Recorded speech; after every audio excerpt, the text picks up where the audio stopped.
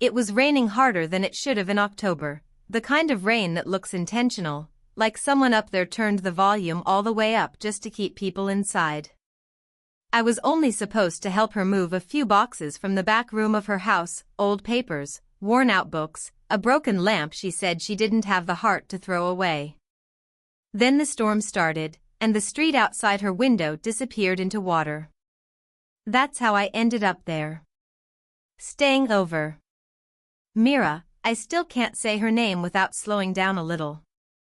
She teaches literature at the university. Comes into the cafe every morning, orders the same thing, black coffee, 2 sugars. She's not the type you notice for her looks first, though you'd be lying if you said she wasn't beautiful. It's more the way she holds herself, the quietness, the patience, like someone who knows the world's noise isn't worth competing with. The night I stayed, she'd asked if I could help with her study. I said yes before thinking it through. She offered dinner as payment. I remember her apologizing for how little she cooked. I don't usually have guests, she'd said, in that dry, unbothered tone that made you wonder if it was true. Her house smelled like paper and rain. There were stacks of books by the window, all with tiny notes sticking out like flags. The walls were pale and empty except for one framed photograph, a beach, cloudy, with no one in it.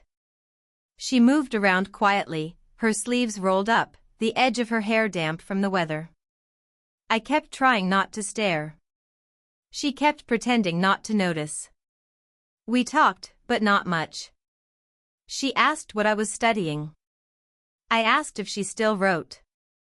She smiled, just one corner of her mouth, and said, I used to. Then she changed the subject before I could ask what she meant. At some point, the lights flickered. I laughed, too loud. She didn't. She just said, you can stay if it gets worse. I have a spare room. I didn't argue. Later, when the rain hit the windows hard enough to blur the whole world outside, she made tea. She sat across from me on the couch, legs crossed, holding her cup with both hands. The lamp beside us hummed faintly, the only sound besides the rain. I tried to think of something to say, but she beat me to it. You're quiet tonight, she said. I'm usually not invited to professors' houses, I joked. She smiled again, small but real this time. You're not invited. You're just helping. That line, her tone, the half-second pause before the word helping, it landed somewhere I couldn't explain. Like a dare, or a warning, or both. After tea, she went to check the back door. I heard the click of a lock. I told myself it was just for the storm, but I still noticed the way she turned the key, slow, deliberate, twice. Then she stood there for a moment, her hand still resting on the doorframe, as if deciding something. When she came back, she didn't sit down again. She just said, you can take the guest room at the end of the hall. Towels are in the closet. I nodded. She turned off the lamp. The room fell into darkness except for the light spilling from the hallway. I caught a glimpse of her silhouette against the wall, steady, unreadable, before she disappeared around the corner. I didn't sleep much that night. Not because of the thunder, not even because of the wind rattling the windows. It was because of that sound, the faint, echoing click of the lock, replaying over and over in my head. And I couldn't decide if it made me feel trapped. Or chosen. She came by the cafe 2 days later. I almost thought she wouldn't. Same black coat, same quiet step, but there was something different in the way she stood at the counter, like she hadn't decided yet whether to stay or leave. She looked up only when I said her name, softly, before remembering I probably shouldn't. Mira, I said, then caught myself. Professor Lane. Her lips pressed into the faintest smile. You remembered my order. Hard to forget. I slid the cup toward her, but she didn't take it right away. Her fingers hovered just above the lid, pale and still. Then, as if realizing she'd lingered too long, she reached out, our hands almost brushed. Almost. That tiny space between our skin felt louder than anything else in the cafe. She sat at her usual table by the window, the one tucked behind a stack of student notice boards. I watched her take out a small notebook, not her phone. She wrote something, paused, stared outside, then tore the page out and folded it in half. By the time I closed my shift, she was still there. The cup empty, the folded paper resting beside it. "You're still working?" I asked. "I'm avoiding grading," she said, with that dry humor again. They all sound the same after midnight essays and caffeine. I laughed, too quietly. "You could use a break." "I could," she said, and for the first time, didn't sound sure of it. That was how I found myself back at her house again, helping her fix a shelf that had come loose in her study. She claimed it was one of those small things that never quite stays up. The nails were bent, the wood uneven, like it had given up on standing. She stood beside me, holding the flashlight. The beam trembled slightly in her hand. "You don't have to do this," I said. "I know," she replied. "But it's easier with someone else here." Something about the way she said "someone else," not you, made my chest tighten. She watched the wall instead of me, her jaw set, eyes unfocused. There was something unreadable there, exhaustion, maybe, or memory. "Rough week?" I asked carefully. She exhaled, slow. "Rough year." The room went quiet except for the soft hum of the light. She tucked a strand of hair behind her ear, but her hand lingered there, as if she'd forgotten what she was doing. For a moment, I saw past the calm exterior, a flicker of something fragile. The kind of tired that doesn't come from work, but from holding yourself together too long. When the shelf finally stayed in place, I stepped back. "There," I said. "Not perfect, but standing." She smiled faintly, then looked at the shelf, or maybe through it. "That's all most things need to do," she murmured. Outside, the rain started again, light this time, a soft tapping against the glass. I turned to say something, but she was already watching me. Not staring, just seeing. And in that moment, that half-second of unguarded quiet, I realized how dangerous that calm could be. Because it wasn't just her house pulling me back anymore. It was her silence. It was supposed to be a simple dinner, a thank you for fixing her shelf. Nothing more. That's what she said when she called. I could hear rain in the background again, softer this time, like a memory repeating itself. I told myself I'd only stay for an hour. When I got there, the house felt warmer than before. Dim lights, a quiet radio playing something old. She was in the kitchen, barefoot, sleeves rolled up, stirring something on the stove. The smell of garlic and lemon filled the air. "I didn't know you cooked," I said. "I don't," she replied, glancing back with a half-smile. "That's why you're my test subject." I laughed, but she didn't join me. Her focus stayed on the pan.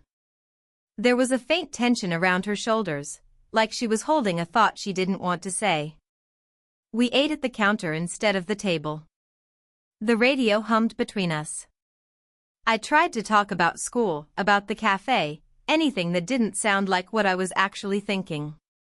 She listened, nodded, gave small smiles that never quite reached her eyes. Halfway through dinner, her phone buzzed on the counter. She glanced at it, the screen lit up with a name I didn't recognize, then turned it face down without answering. "You can take it," I said. "No," she said quietly. "It's fine." But the silence that followed wasn't fine.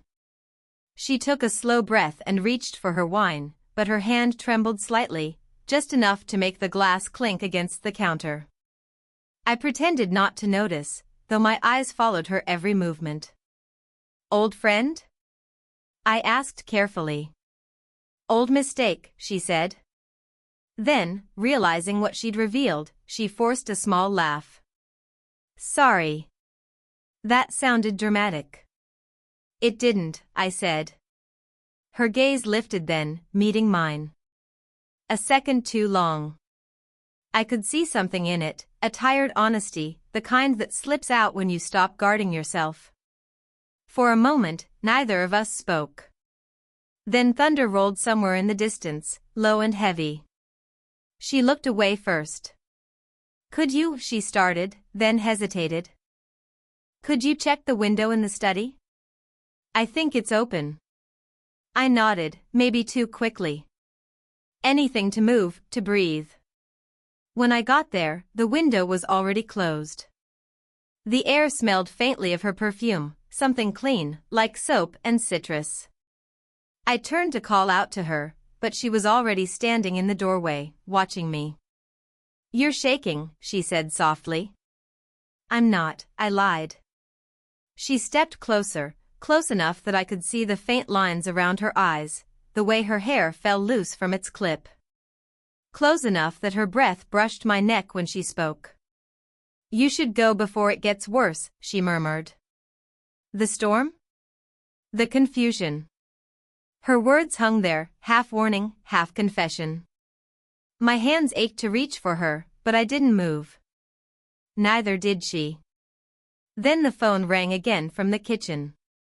She turned, breaking the moment, and I stood there frozen, pulse racing, breath uneven, watching her walk away into the sound of someone else's voice. I never found out what she said on that call.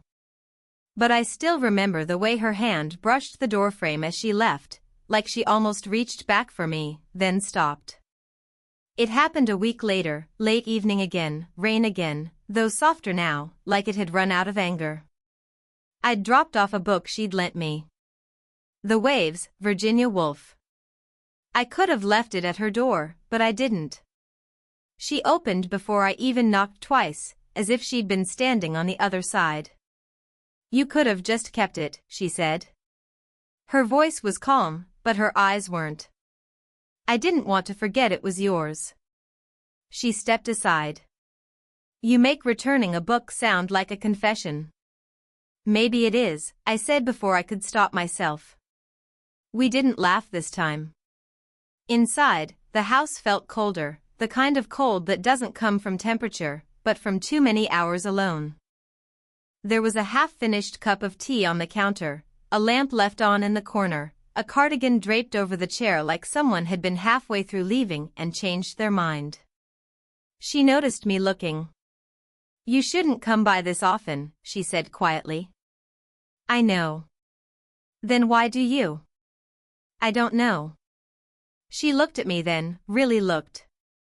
Like she was searching for a line neither of us could draw.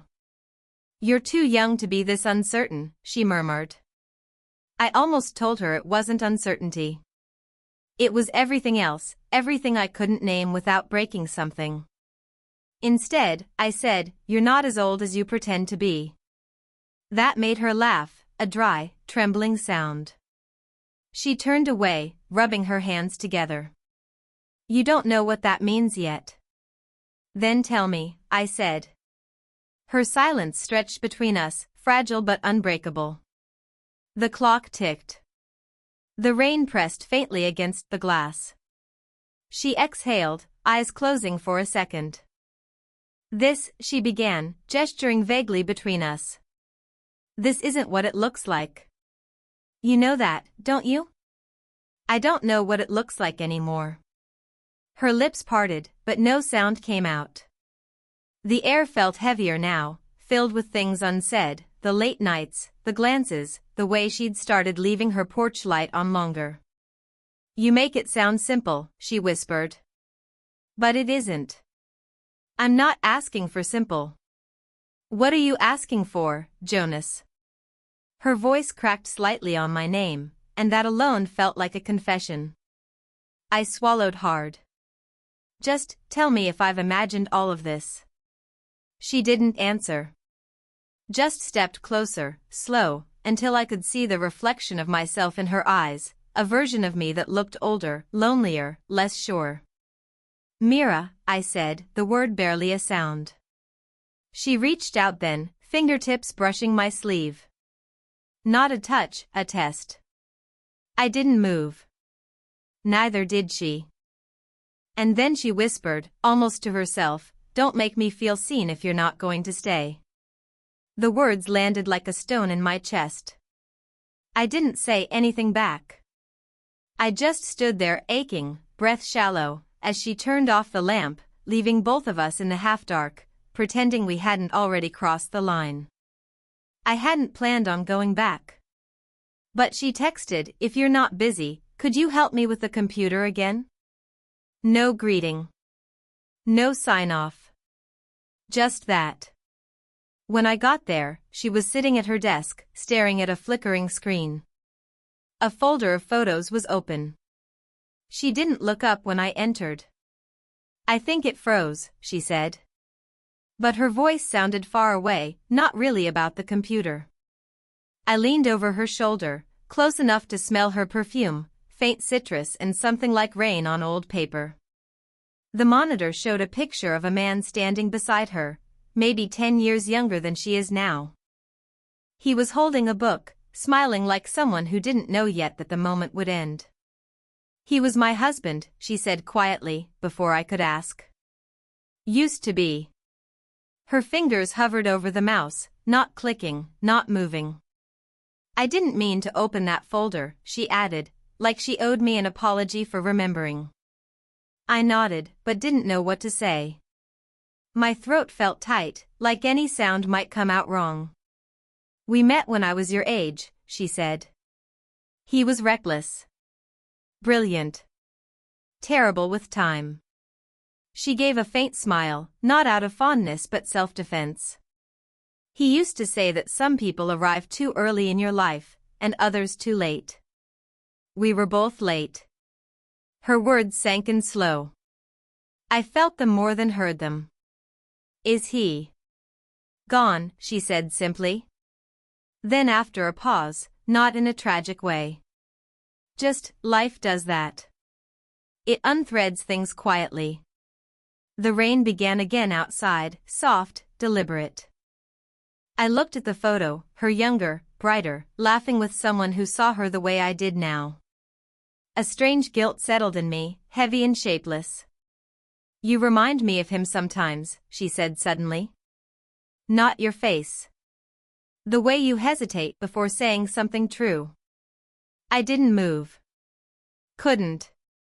She turned to look at me, and for the first time, I couldn't tell if she was comparing or remembering. Maybe both. "I'm not him," I said, quietly. "I know," she replied. "That's the problem." She smiled after that, a tired, uneven thing that didn't belong on her face. The silence that followed was raw, but not empty. Just two people caught in someone else's echo. I reached for the mouse to close the folder, but she stopped me, her hand covering mine, warm, trembling. "Leave it," she whispered. We stayed like that, her hand over mine, the ghost of another man between us, until the screen dimmed to black. And in that dim light, I realized something shifted, not toward her, but away from the safe version of who I'd been. When I finally looked up, she wasn't watching the screen anymore. She was watching me, as if trying to decide whether she'd just let another story begin too late. I came by one last time. Or at least that's what I told myself on the way over. The semester was ending, and the cafe was cutting back shifts. Everything felt temporary, like the end of something I hadn't realized was already happening. Her house looked the same, pale light spilling through the curtains, that soft stillness that always made the air feel heavier. She opened the door before I could knock twice, like she'd been expecting me again. "You look tired," she said. "So do you." Her laugh was small, but it reached her eyes this time. "Then we'll be quiet together." We didn't talk much. She made tea, I stood by the window, watching the rain blur the world into gray. The sound filled the spaces we used to fill with hesitation. It felt safer that way, two people who'd already said too much, trying to live inside what was left. After a while, she joined me by the window, standing just close enough that our reflections overlapped in the glass. "You ever wish you'd met someone at a different time?" I asked. She thought about it. "No," she said finally. "Only that I'd been brave enough when the time came." I looked at her, the faint tiredness around her eyes, the way her shoulders eased for once, the tea cooling in her hands. She wasn't a mystery anymore. Just a person trying to breathe through the years that had gone too fast. And maybe that was what I loved about her. The quiet honesty of it all. She turned toward me, slow, deliberate. "We can't keep pretending this doesn't feel like something," she said softly. "I know." Her lips parted, then closed again. "And you know we can't, I know that too." The silence that followed wasn't awkward this time. It was steady, almost kind. She set her tea down, her fingers brushing mine as she did, that small, electric contact that still made everything in me hold still. "I don't want to hurt you," she whispered. "You won't." She looked at me for a long moment, and I could see the conflict behind her eyes, the logic, the fear, the pull she didn't want to admit. Then she reached up, gently, and rested her forehead against mine. Not a kiss. Not even close. Just that, a quiet, human contact that said more than any confession could. Her breath was steady. Mine wasn't. After a few seconds, she pulled back, eyes glistening in the low light. "You should go before it gets harder," she said. I nodded, though neither of us moved. Outside, the rain had stopped. The street was shining, clean, like it had been wiped clear of the past hour. When I finally stepped outside, I heard the soft click of the door behind me. Not the sound of someone locking another out, but of someone keeping what little was left safe. And for the first time, the silence between us didn't feel like an ending. It felt like a truth we'd both finally stopped running from. It's been almost a year since that night, the one where she rested her forehead against mine and told me to go. I still don't know if leaving was the right thing, only that I did. Sometimes that has to be enough. I pass her street sometimes on my way to work. The porch light's usually on. I like to think she leaves it that way on purpose, not for me, not for anyone specific, just to remind herself that light can stay on even when no one's there to see it. I've learned to stop replaying the sound of that lock. It's funny how silence can change meaning over time. Back then, it felt like a door closing. Now it feels like permission, to remember without reaching, to love without owning. Mira taught me that love isn't always about staying. Sometimes it's about witnessing someone exactly as they are, even when you know you don't fit into their life the way you wish you did. I used to think connection meant movement, words, touch, proof. But she showed me it can also live in stillness. In shared air. In the space between sentences. She reached out once after I left. Just a message that said, "The shelf's still standing." No greeting, no sign-off, her way of saying she was okay. I stared at that line longer than I should have, smiling like an idiot.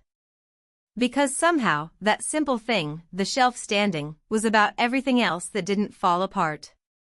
Sometimes people enter your life not to stay, but to change the way you see it. To hand you back the parts of yourself you didn't know you'd lost. She made me quieter. Softer. Less certain, maybe, but more honest. I think she was right when she said time makes us late for each other. But I don't believe it means we missed anything. Some moments don't need to last to matter.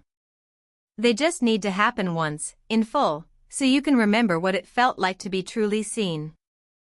I still make her coffee order every now and then when the cafe's empty, black, 2 sugars. I don't drink it, just let it sit there a while until it cools.